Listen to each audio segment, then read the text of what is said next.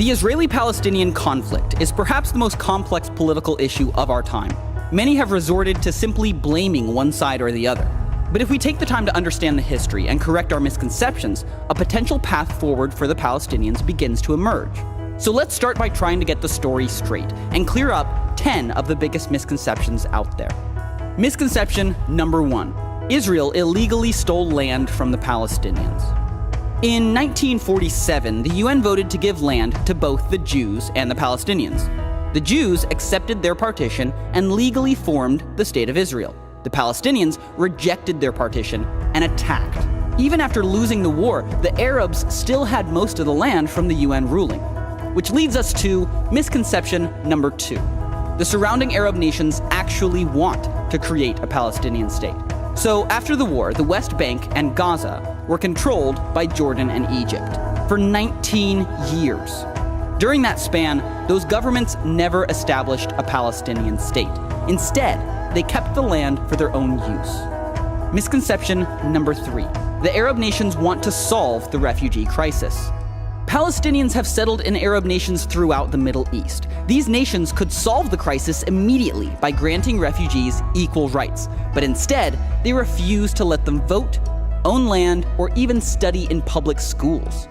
Ironically, the only country to grant them full citizenship rights is Israel, which absorbed 156,000 Arabs after the 1948 war, and even today, Arabs hold seats in the Israeli government and Supreme Court.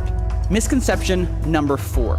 UN efforts are helping to solve the refugee crisis. The UN did step in to provide assistance to the Palestinian refugees, but instead of using their existing agency that helps resettle refugee populations around the world, the UN created UNRWA, which labels every Palestinian as a refugee until a Palestinian state is formed within the borders of Israel.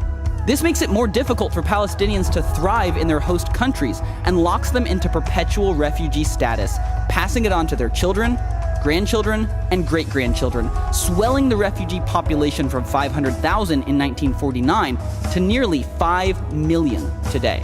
As conditions worsened, the international aid started to pour in, which, incidentally, is misconception number 5. The solution is more money.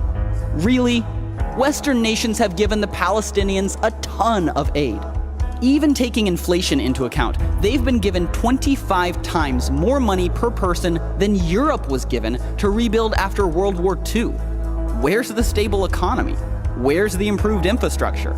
That money sure could have helped, but it was given to some leaders who had a different agenda, which brings us headlong into misconception number 6.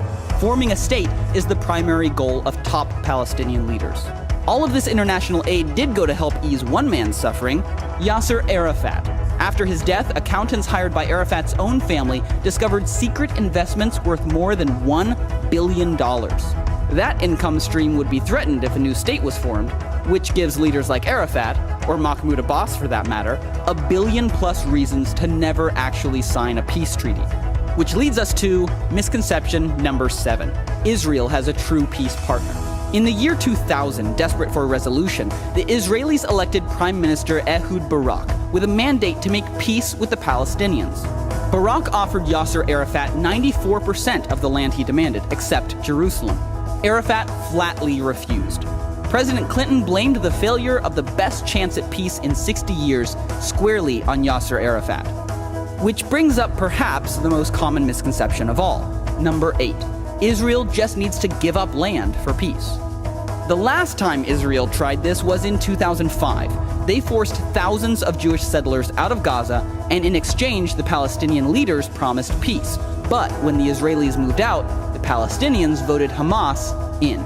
Yep, they elected a terrorist organization who, since taking power, has fired more than 10,000 rockets into Israel. Surprised? Then you've probably bought into misconception number 9. Most Palestinians want a lasting peace with Israel. Some Palestinians do, but they are a minority. For 60 years, Palestinian educational leaders have fed their children a steady diet of hate, idolizing suicide bombers and celebrating death right in the classroom. And finally, misconception number 10. Giving the Palestinians a state now is the only solution to their suffering. This has been the only approach tried for the last 60 years. But these are people we're talking about. And waiting until they have a state to give them equal rights has only made things worse. Currently, Israel is the only nation to grant full rights to the Palestinians within their borders.